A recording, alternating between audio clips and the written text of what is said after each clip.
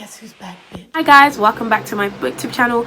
My name is Tolani and you're watching Tea Time with Tea Read. Maybe I'll read a book, or maybe 2 or 3. I'll add a few more paintings to my gallery. I'll play guitar and knit and cook and basically just wonder when will my life begin.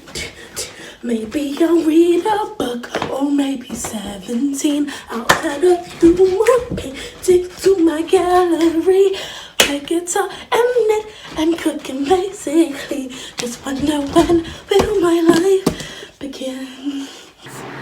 So hi guys, welcome back to my channel. If you've been here before, welcome back, and if you're new here, you are most definitely welcome into my inner circle. Today I'm filming the books and makeup tag, and I saw Starla Reads do this, and I'll link it down below. And I was like, I have tried to film a makeup look for this channel on 2 separate occasions and they both flopped. So I was like, you know what, after seeing Starla's video, third time's the charm, so I'm gonna give it a whirl. Okay, so I just wanted to mention quickly that I'm not going to be doing the questions in the correct succession, and that is because the way the questions were set out, I don't do my makeup in that order. I'm going to link Sarah with an H's video down below, and she has all the questions in her description box. Prompt number 1 is primer, and this is to pick a book that had a lasting impression on you. For me, that book was How Do You Like Me Now by Holly Bourne. I feel like I rave about this book so much, but How Do You Like Me Now, those of you who don't know,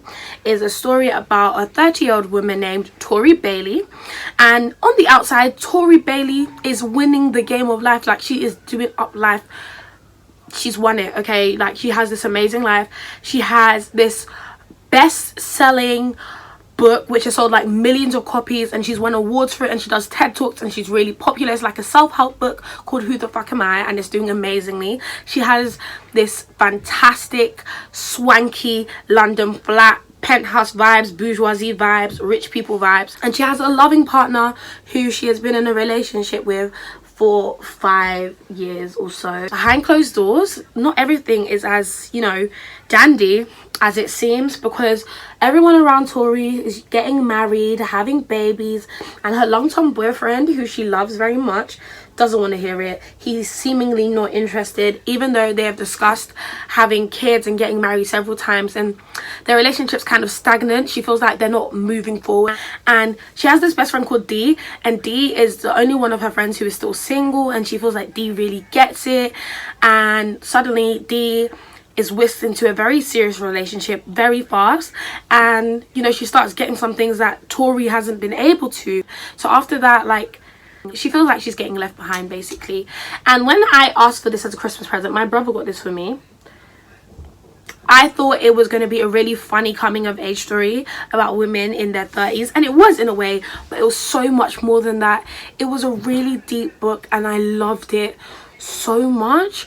It explores so many themes in relationships, in friendships, about society and how we view ourselves as a reflection of society, because of society, how society make us view ourselves, and also about how, you know, the world can basically impact us and influence our goals and our aspirations that we have for ourselves. It also explores an emotionally abusive relationship, and a relationship in which involves gaslighting, and so trigger warning for that. But I really loved it so much, and it's very interesting because Tori Bailey, the main character, I don't think I necessarily like her. Like, I still can't decide. I've reread this book so many times and I'm not sure if I like her. She's not a likable character. Like, sometimes she's so annoying, and her attitude, I don't like how she thinks. I don't like how she regards other people. But then also, I wanted her to be happy. I think especially for women, it's actually a really good read. And I only just turned 20, and I probably picked this up when I was 18, but I still related to this book so much, and I was surprised because, like I said, Tori's 30. So the next prompt is eyebrows. I've really done my eyebrows, as you can see, and that's because if I came to do it on camera, it'll come out looking a bit higgy, looking a bit haggard, and I didn't want to come and do that to you guys. I came to spare you. And this is a book you think everyone should read, and I think a book everyone should read is Why I'm No Longer Talking to White People About Race, which is by Rennie Edo Lodge, Auntie Rennie. And I'm going to keep this short and sweet because I'm probably going to have a video coming out about this, but the reason I think everyone should read this is because racism is such a prevalent issue in our society, and this book sheds so much light on that racism. It gives you so much information on racism and its institutions, about white privilege, you know, about prejudice. It was so informative, and Rennie is a really excellent writer, and one of my goals for this year was to read more non-fiction, because I think of myself as a mini activist. I've always been for the Black Lives Matter movement, even before Black Lives Matter was a Black Lives Matter movement. Nah, I'm joking. And so I was like, so it's time you step it up and start reading and start educating yourself, because I think it's very important. I think if you want to educate yourself about racism, why I'm no longer talking to white people about race is a great way to start. I must mention it does focus mainly on racism in Britain, because Rennie is a black British author. However, anyone can read it no matter where you live. Irrespective of that, you can still read it. It is a fantastic book. So prompt 3 is eyeshadow, and this is to pick a cover that has your favorite colors on it. For this one, I've chosen Jane Austen's complete collection. I know this book is so plain and it must seem like I'm a basic boring bitch, but I'm not. I chose this because my favorite color is black. Okay, I love black, everything black, and this has got black and gold, and so I'm gonna use this to inspire my eyeshadow look. We're going to be using the Morphe Color Burst palette. I'm going to attempt to do a black and goldy kind of look with my eyeshadow. This is the palette. And if it don't bang, guys, that's between me and God, okay? Don't say anything. Guys, remember, I'm not an MUA.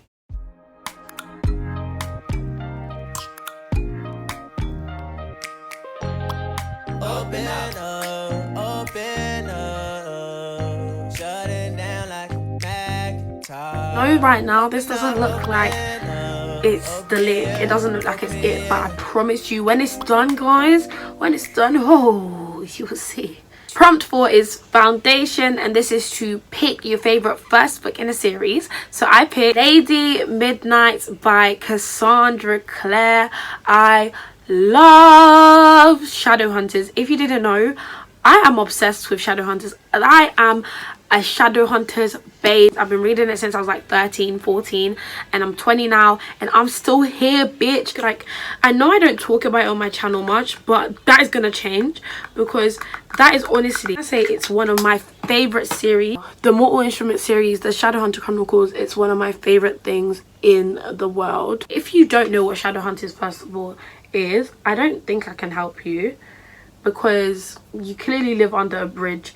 Lady Midnight is the first book in the Dark Artifices series by Cassandra Clare, and it focuses on two parabatai. And if you don't know what parabatai is, parabatai are two warriors who have sworn to fight together in battle forever. It's like platonic soulmates, you know, and it focuses on two parabatai, Emma and Julian. Emma is a Carstairs and Julian is a Blackthorn, and it just focuses on both of them, their family, and a new threat to the Los Angeles Institute where they are based. Julian's uncle, since his parents died in the mortal war, and so did Emma's parents, Julian's uncle took over the Los Angeles Institute, and it follows them. Basically, one of Julian's siblings, so Julian has two half siblings, Helen and Mark, and Mark was taken away, stolen by the fairy courts, and Julian has been petitioning for Mark to be brought home, and Helen as well, of course. But this first book is gonna focus on Mark, and basically fairies are being killed all over Los Angeles. Obviously, fairies have been exiled because of their involvement in the mortal war and the killing of Shadowhunters and all other downworlders. And basically, the fairies come to the Institute unbeknownst to like the Clave and everybody else to ask Julian and Emma for their help to find these killers, because like I said, fairies have been being slaughtered, like, and they have 2 weeks to find the killers. So Julian and Emma obviously are like, but we're not allowed to work with you. It's forbidden to aid fairies in any way, shape or form. But they offered them something they cannot refuse, and that is the chance for Julian's brother Mark to come home. He can be returned home from the wild hunt, and the story goes from there. There's also some forbidden love in this book. If you've been with the Shadowhunter universe for a while, it explores Parabatai in more depth. One of the many reasons I love this book is you can really see the improvement in her writing when you read this book. We kind of already know these characters, we know a bit about them and their background, because in the last book of the Mortal Instruments series you meet them, so we kind of know a bit about them, and I wanted to know more about them after I finished the last book in TMI. I love this book so much, and I love the black ones. I love Emma, I love Christina, and Julian. Oh my god, Julian, he's such a morally grey character. Like, he would do anything for his family, as most of us would, right? But there's the question of how far is too far. Like, would you kill someone for your family? Some people say yes, some people say no. There is no limits to what Julian would do. He will hurt anyone, and he has a really dark side to him, and I really enjoy that about him. And you have to appreciate he has been looking after his siblings since he was 12 years old. There's just been so much pressure on him, and he's taken on this burden by himself. You know, his older sister Helen, she is in exile just for being half fairy. She hasn't done anything wrong, and his older brother Mark as well, been taken by the wild hunt. So he's going through a lot, you know. He's done all this by himself, and I just admire him so much. Like, that's my baby. And I love Emma. Ugh, Emma is just a boss bitch. Christina is just a boss babe, okay? And I love Diane. Oh my gosh, Diana Rayburn. I just love all the characters in this book so much. Prompt 5 is concealer, and this is to pick a character you wish you could get rid of. And for this I've chosen Prince Ren from the A Curse So Dark and Lonely series. I fucking hate Ren. I think I have a review on my channel. I'll link it down below, and I think I have a Goodreads review as well. I think Ren is a dusty bitch, okay? I do not like him at all. I don't know who that man is. He is so... Oh, even talking about him is getting me mad. It's actually getting me mad. I think he's boring. I think his personality is boring. You know what? His personality isn't boring because he doesn't have one. His whole tragic backstory, to me, it really isn't that tragic. Like, you are a fool, and now you are paying for your actions. Like, that is what is happening. That is honestly how I think of him. I think he's a lazy ruler. He didn't spur into action until Harper came along and basically had to do all the work for him, and he just chats so much shit, and you clearly don't care that much about your people if all you were doing before is sitting down and wrecking havoc instead of, you know, doing more. There's so much more he could have done, and he did start doing it when Harper started doing it, when Harper came about. So to me, I just don't like him. I am a Grey stan. Grey forever. I literally could not give a flying fuck about Ren. I love Harper, love Grey. I love a new character that we meet in the second book that I'm not going to spoil. Ren could die and I'd be glad. He don't deserve anything good. I'm sorry. Okay, maybe I'm being a bit harsh because I really don't like him, but I don't care for him at all. If you like Ren, I'm just gonna assume you have no taste. Prompt 6 is powder. I'm using the Sasha Buttercup powder, and it is to pick your favorite last book in a series. Now technically with the one I'm about to choose, I'm cheating with this because the series isn't finished and there's another book coming out this year, I believe, but I'm going to use it anyway because as of now it's the last book in the series, and that is In an Absent Dream by Shannon Maguire. This is my favorite book in the Wayward Children series. I started reading the Wayward Children series like in December last year, and I finished the books early this year. But the story is so whimsical, so magical. The concept of the Wayward Children series is that when you're young, some children, you can find doors in random little crevices. You can find a door in the attic of your house, you can find a door in like a forest, in a park, etc, etc. And these doors lead to these magical worlds where the rules are different to the real world, and these doors only open for children, and some people can stay, some people, if you leave, you can never return. Some worlds you can keep returning until you turn a certain age. If you turn a certain age, they give you the option to stay, and or you can go, etc, etc. It just depends on the world you end up in, basically. Each book focuses on like a different character that has been to one of these worlds, because there's this school, and it's a school for children that their parents think, you know, they're cuckoo, or they've like had a really traumatic experience, but obviously they've been to these worlds and no one believes them. But people that go to this school, Mrs. Eleanor's school, and Miss Eleanor, when she was a child, she visited one of these worlds herself. There's two schools, but Miss Eleanor's in particular is for children that crave to return back to their world and they can't, because either they're too old or they can't find the door anymore. There's so many different reasons. Number 5 focuses on this teacher. She teaches at Mrs. Eleanor's school, and it focuses on, her name is Luddy. So Luddy's world is the Goblin Market, and it was by far my favorite because the Goblin Market is so enchanting. I love the rules of the Goblin Market. I thought it was very whimsical. Like, the whole series is whimsical, but this book in particular seemed to be extra whimsical. Ending was so ironic, and I just loved it so much. And I love how this world, the Goblin Market, kind of reminds me of Fae in a way. Like, it's very tricky, they're very conniving, you have to word things certain ways.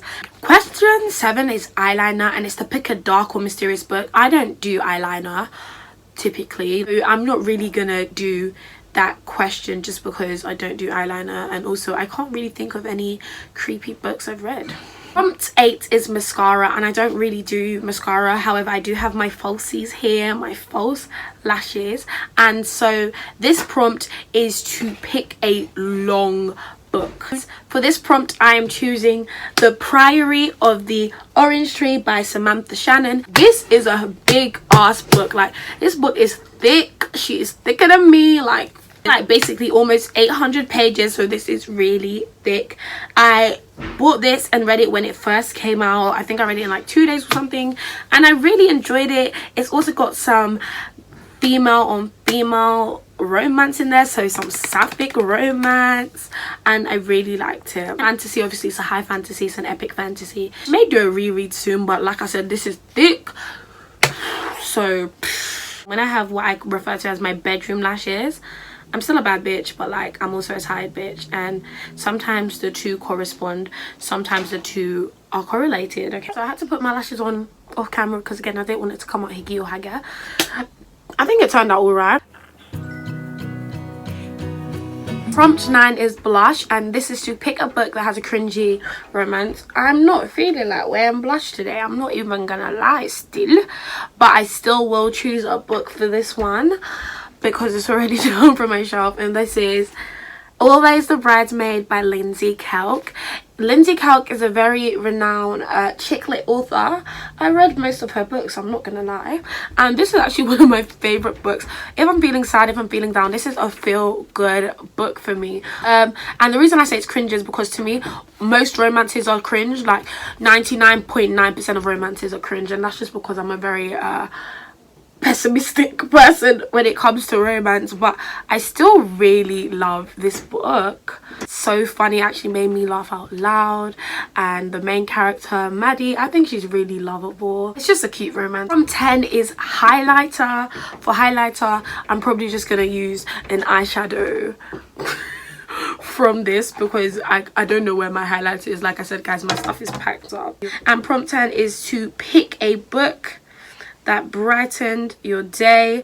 And you know what? Get a Life, Chloe Brown, brightened up my day. I just read it recently, like a few days ago, and I loved it so much. Gave it a 4 out of 5 stars, I think. if I reread it, I might bump it up, to be honest, because it was so cute. Get a Life Chloe Brown, if you've been living under a rock, is about this woman, Chloe Brown. She is chronically ill, and after almost dying, she decides her life has been boring and she needs to basically get alive. And she compiles a list, and this list has different things on it, like to travel the world with only hand luggage, to go for a cheeky night out, and also to have meaningless sex.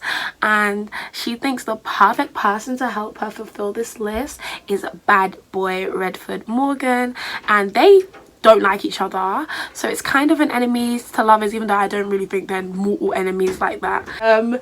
The story is about Chloe and her trying to fill out her list, and Red helping her with that. The book is so cute, guys. Oh my gosh. Like, first of all, can I say, with most romances I read, the reason I don't like romance as a genre, I'm only now recently getting into it, yeah, is because, well, there's several reasons, but one thing I really liked about this book is that the two characters, Red and Chloe, actually communicated with one another. Like, it's not that difficult, guys. It's not that difficult for you to communicate. Like, oh my days, you know why your relationship isn't working? Because you're always making assumptions, everyday assumptions, instead of you to actually go to this person and find out what the hell is going on.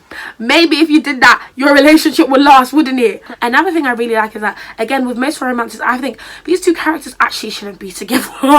They actually shouldn't, but Red and Chloe complement each other extremely well. I'm doing a review soon, so I don't want to spoil it. They temper each other, yeah, they temper each other really well. You know that Bible quote, as steel sharpen iron, so does a man sharpen the countenance of his friend? I think that describes them purposely. They pick each other up in the areas that they are lacking, and they are just quite compatible. I went for minimal highlights today because, I don't know, just being a bit lazy, I guess. And the final prompt 11, is lipstick, and this is to pick your favorite kiss from a book. I really had to think about this one because I don't necessarily think I have like a favorite kiss. If you said favorite sex scene now, but I decided my favorite kiss from a book is actually from a manga, and that is from Kauchiwa Maid Sama by Hiro Fujiwara, and I love this manga. I've read all of them. I just don't own them on physical copies. I read them online, and I love the anime as well. I wish it wasn't cancelled. I wish it was completed. I think this is this shoujo? Do you pronounce it shoujo? Is one of my favorite types of anime. Like, don't get me wrong, I'm a 7 Deadly Sins girl, okay? I'm a Attack on Titan girl. I love that action, I really do, but I also love shoujo manga and shoujo anime so much. Special A, Ouran High School Host Club, Yusi, Takumi, and Aizuwa Misaki. I love them so much. Theirs is a bit of a hate to love as well. They're kind of, well, Misaki sees him as her rival because he's always first place. She always just comes just behind him in second place, and she hates it so much and she wants to beat him, and he is just completely smitten with her, even though she hates his guts, or rather pretends to hate his guts, because he always comes in first place. And they are so cute. And bare talking, you haven't even put on your lipstick. I don't have my lip liner. I'm gonna do something very ghetto. Build some foundation. Sorry guys, all my stuff is packed up, but I really wanted to film this video. Yusi and Aizuwa is a slow burn, so when they finally kiss, it's so freaking satisfying. So yeah guys, that is it. That was today's video. I hope you enjoyed it, and it wasn't a total flop because, as I said, I'm not an MUA. My hand is very sloppy, slips. Thank you so much for watching. If you liked this video, please subscribe, like, comment, follow me on all my social media. I'm gonna link it down below, and I'll see you in my next one. Bye.